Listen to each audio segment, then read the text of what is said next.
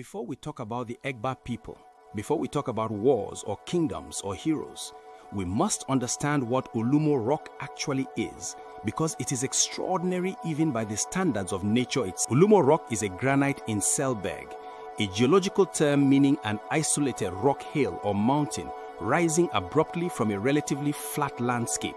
Hundreds of millions of years ago, immense volcanic pressure, tectonic forces, and the slow cooling of magma formed these granite masses underground. Over millions of years, softer surrounding rock and soil eroded away, leaving the harder granite exposed and towering above the landscape. For many generations, the Egba people lived as subjects of the Oyo Empire, one of the most powerful political entities in West African history.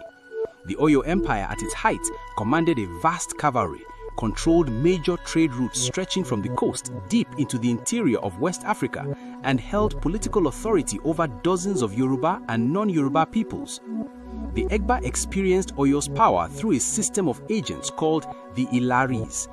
These were royal messengers and tax collectors sent by the Alaafin of Oyo, the supreme king, to administer the far-flung communities under his authority. Lisabi Agbongbo Akala was not born a king. He was a farmer, a hunter, a man of the people in the most literal sense. But Lisabi possessed something rarer and more dangerous than royal blood. He possessed a clear eye that saw the injustice around him for exactly what it was, and a will that refused to accept it. To accomplish this, he needed organization, secrecy, and extraordinary discipline.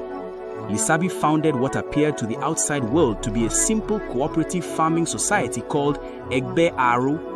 Men from across Egba communities gathered under its banner, ostensibly to help each other with farm labor. In reality, they were being organized, trained, and bonded by a common purpose. The plan was breathtaking in its audacity.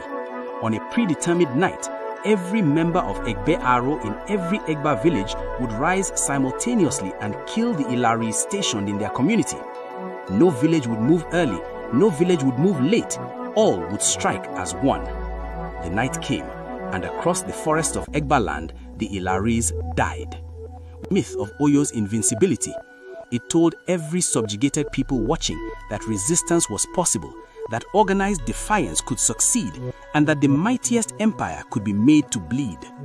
Historians have argued that Lisabi's uprising was among the early tremors that eventually led to the complete collapse of the Oyo Empire in the 19th century, the rising power of the Fulani jihadists from the north.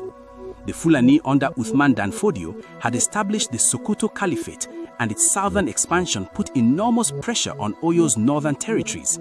The empire that